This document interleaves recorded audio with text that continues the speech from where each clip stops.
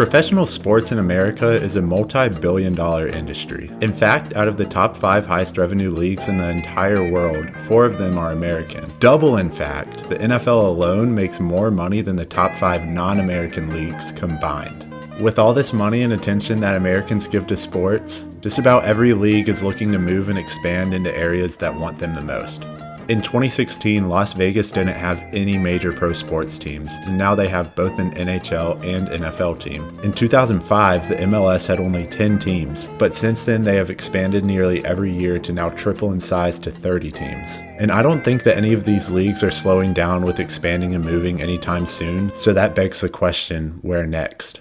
The first step in answering this question is to see which cities even qualify to house a major sports team. Well, besides Green Bay, Wisconsin, all the teams from the 5 major leagues reside in the top 50 metro areas in the US. So sorry Grand Rapids, I'm gonna have to leave you out of this video. But I still want to take the minor leagues' influence into consideration, so I counted the number of teams in each city and then divided that by the population, and then blammo, there's your answer. The number of pro teams per million in each city. The most oversaturated markets from this analysis are Birmingham, Raleigh, and Salt Lake City, and the least saturated markets are Miami, Baltimore, and Providence. Now obviously this is really far from an accurate conclusion, but what it does give us is a lot of indicators to see what we need to tweak and change to get an actual answer. The main issue with this model is that it assumes that every league is equal in quality. Now it's pretty easy to discern the rankings within each sport. Like obviously the MLB is going to be higher in quality than the single A minor leagues, but how do we find the difference in quality between sports?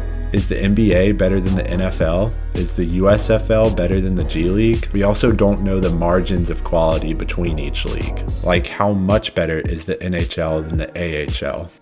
I think the best way to get a quantitative answer for all this is to look at each league's total revenue. Then we'll divide the league's whole revenue by the number of teams to determine how valuable a single team should be to any given city. It took a pretty long time finding all these numbers since some of the sites I had to use didn't seem very reliable and I had to make a lot of rough estimates here and there. But since this was only an issue with the smaller leagues, I figured being off by a little bit one way or the other doesn't really make much of a difference. So now we have a numerical weight to attach to each team in every city. As you can see in this graph, the major leagues have an astronomically larger weight than any of the minor leagues. I mean, just look, you can barely even see any of them. At first, I thought that was kind of crazy that there was this much of a disparity, and I felt kind of bad that this method is going to make minor leagues almost a non-factor in all of this. But when you think about it, it kind of makes sense. I want you to think of your local minor league baseball team if you have one. Now tell me your favorite player on that team. Tell me the last time you saw them play on TV. Now think of a minor league that doesn't have a team in your city. Name 3 teams in that league. If you couldn't answer any of those questions, don't worry. I couldn't either. The point I'm trying to make though is that the minor leagues don't tend to have diehard fans or big media deals or really any culture of fans that keep up with the league as a whole. So now it's pretty clear just how much more important the major leagues are, even if the level of play isn't that far off for the minor leagues. Now our top candidates for hosting more teams are mainly just all the cities without any major league teams. But I wonder why all these cities are so deprived in the first place. Well, most of them are located very close to much larger cities. Hartford and Providence find themselves straddled between Boston and New York, which are 2 of the most historically accomplished sports markets in the entire world. And Austin, while still pretty big itself, is located right in the middle of Texas's 3 largest cities, so the pro teams tend to gravitate there instead of Austin. This got me thinking that each city's location actually plays a bigger role than I thought it did. Right now, we're only evaluating the metro areas of all these cities, which is basically just the city itself plus the towns that immediately surround it. But when we do that, we're kind of just assuming that the rest of the country isn't contributing to the revenues of professional sports teams at all. But what if we were able to break up the entire country into 50 zones that corresponded with each city? The way I did this was just by drawing bisecting lines between all the cities and using NASA's CDAC population estimation service to figure out what the new population of each zone was. This still isn't perfect since there's always going to be fans that prefer to cheer for teams that are further away from them, like me, but it gives us a better idea of what a city's market really looks like. For example, Minneapolis not only is home for the surrounding towns or even the whole state of Minnesota, but its market extends all the way through the Dakotas into Montana. And even though Buffalo is itself one of the smallest metro areas on the list, it includes most of upstate New York to make it a larger market than much larger cities like Las Vegas and Pittsburgh, which explains how they can handle two major league teams. There is one anomaly though, which is San Francisco. Since San Jose is located so close to the Bay Area, but is still technically its own metro area, its zone effectively cut off San Francisco from cities that definitely have plenty of San Francisco sports fans. So now we have San Francisco as the second most oversaturated city in the country. But I'm okay with this because there's a certain team in the Bay Area that is performing poorly, has low attendance, and in desperate need of a new stadium that is looking to leave to Las Vegas anyways. Yeah, sorry about that, Oakland, but it looks like you're on the brink of blowing a 3-team lead. It's almost worse than what happened in 2016.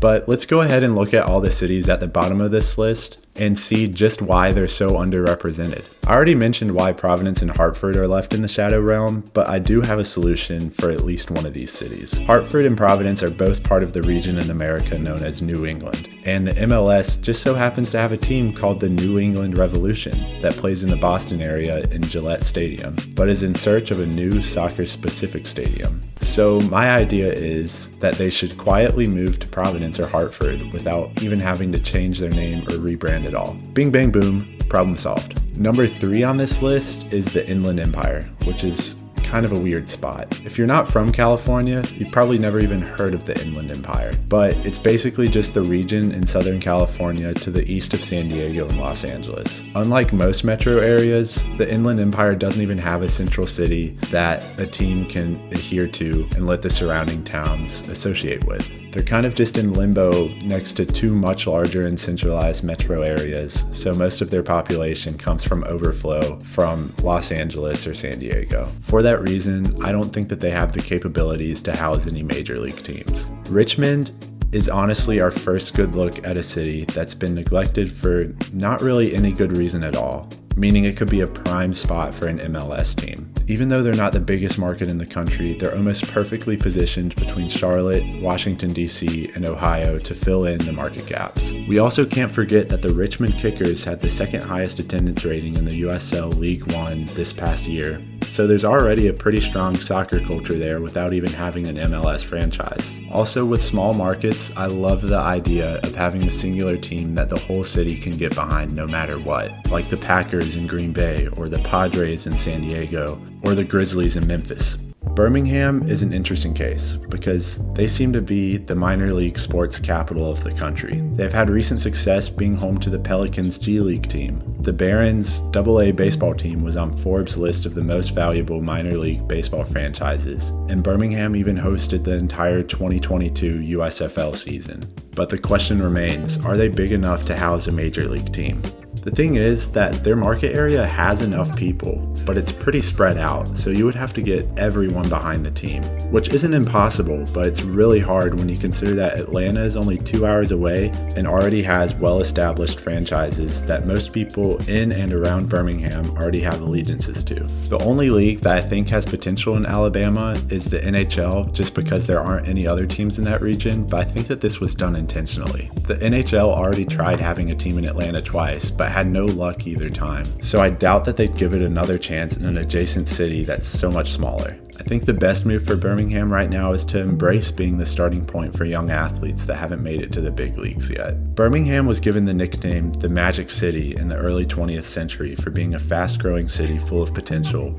And I think that today they still have that role of providing opportunities for players to prove themselves and for fans to get to see those players before they become stars at the next level. Next up, we have Louisville, which is literally the home to the official bat of the MLB. I think it's about time we gave them a team for the first time since the 19th century. It's also perfectly in between St. Louis and Cincinnati, so it helps in filling in those market gaps. Virginia Beach is next up on the list, but it's just too small. Their market is the smallest on this list, so besides any minor league teams, I doubt that they would be able to support any big-time sports. Austin is another interesting case. Like I mentioned before, they find themselves stuck in the middle of 3 much larger markets. But on the other hand, it is the fastest growing metro area out of these 50 cities. That makes it prime real estate for leagues that are trying to gain a foothold in American culture and have a team grow alongside its home city. The MLS caught on to this a couple years ago, and I think that the NHL ought to follow their lead by moving the Arizona Coyotes there. The Coyotes currently play in an arena that holds less than 5,000 fans because they have such a poor relationship with the city of Glendale that they essentially got kicked out of their old arena, and the team has only made the playoffs 5 times this century.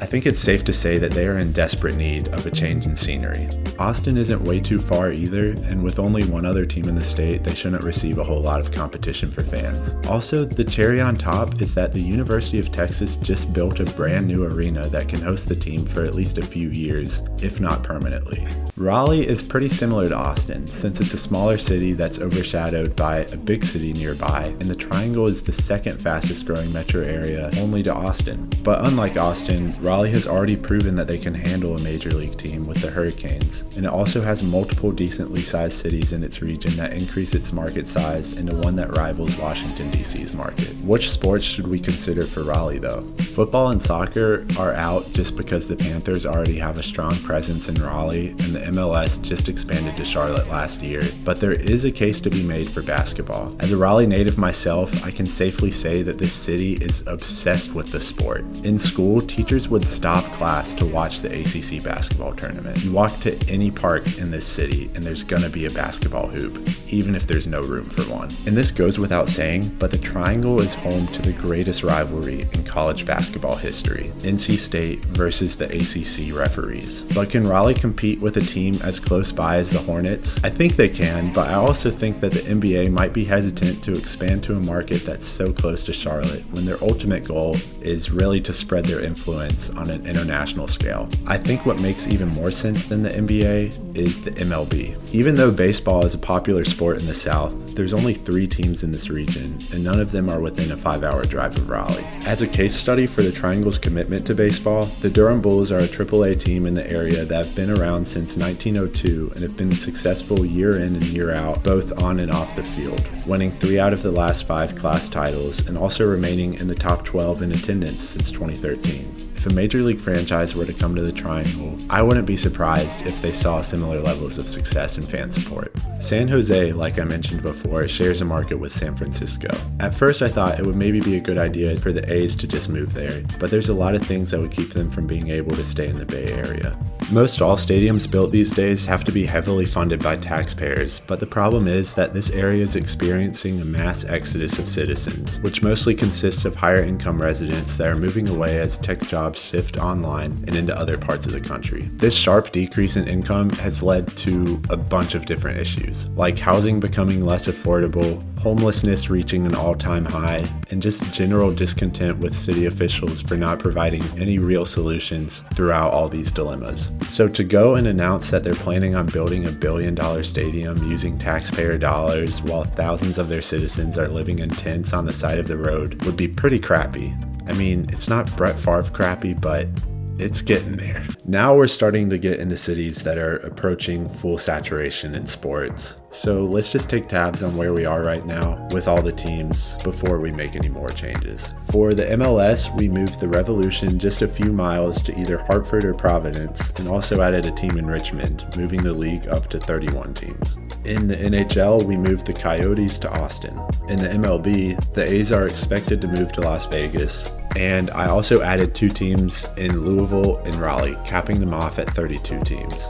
And as for the NBA and NFL, no changes so far. I think that 32 is the golden number for teams to stop at just because that's where divisions are arranged so nice and neat. So that means we only have 1 more MLS and 2 more NBA teams to deal with. And then after that, we would have to start worrying about moving teams around. The remaining undersaturated cities that we have according to my data are Sacramento, Salt Lake City, Columbus, San Antonio, San Diego, and Oklahoma City.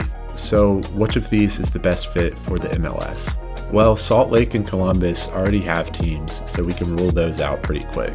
San Diego, San Antonio, and Sacramento all have USL championship teams, which is a plus since the MLS likes to promote current teams rather than start them from scratch. Sacramento also typically averages the highest attendance among these three teams by a large margin, and even though the original plans for Sacramento to join the MLS are put on indefinite hold, I think that they'll still take the edge over San Diego and San Antonio at the end of the day. Now for the NBA. Well, from that same list of cities, the only ones without an NBA team are San Diego and Columbus. And like I said about Raleigh, the NBA isn't really going to expand into cities that are close to already established markets, so I don't think Southern California or Central Ohio are going to make the cut.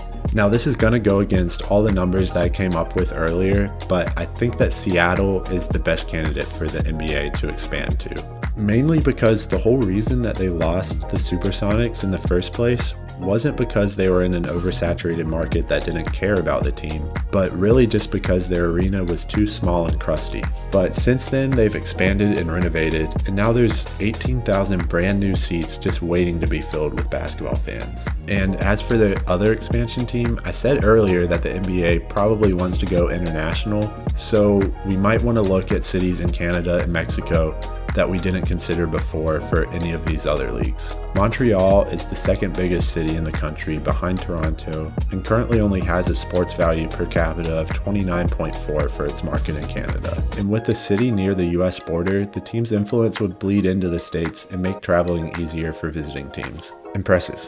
Very nice. Let's see Mexico's card. Look at those subtle regular season Mexico City games. The tasteful sellout crowds of them. Oh my god, they've even got a G League team. So if you're asking me, Mexico City basically hits every mark to be the first NBA team south of the border. As for the NFL right now, I don't think anyone's goosing to pack up and move anytime soon. But if I had to guess, maybe down the road the Chargers could return to San Diego, but only if they're under new ownership and if their attendance ratings plummet in Los Angeles. And we're looking at like 2035 at the earliest for something like that to happen. So to wrap things up, let's look at a map of where all the new teams would be in my perfect world. And as you can see, they're all pretty spread out. It's not like there's any one region that's completely deprived of every sport, but more like they're just pockets that are lacking in one sport or another. And I didn't even talk about what all these expansions could do to minor leagues. The NBA and MLB expansions alone would automatically produce 10 developmental teams that could help fill in the holes in the cities I mentioned earlier that didn't end up getting major league teams, and also in smaller untapped markets. The MLS expansion could also prompt their feeder leagues to grow as well, and any of those relocations that I mentioned could shift teams in and out of different regions. I guess really my ultimate goal in presenting all this is to say that there are undeniable imbalances in where pro sports teams congregate, and moving and adding teams to the places I suggested would probably be the best for the leagues and the fans across the nation. I really enjoyed making this video, and I really hope that you enjoyed watching it, so if you did, give it a big ol' thumbs up and subscribe to the channel. But if you didn't, then dislike this video and leave and never come back. Anyways, thanks for watching and stay safe out there.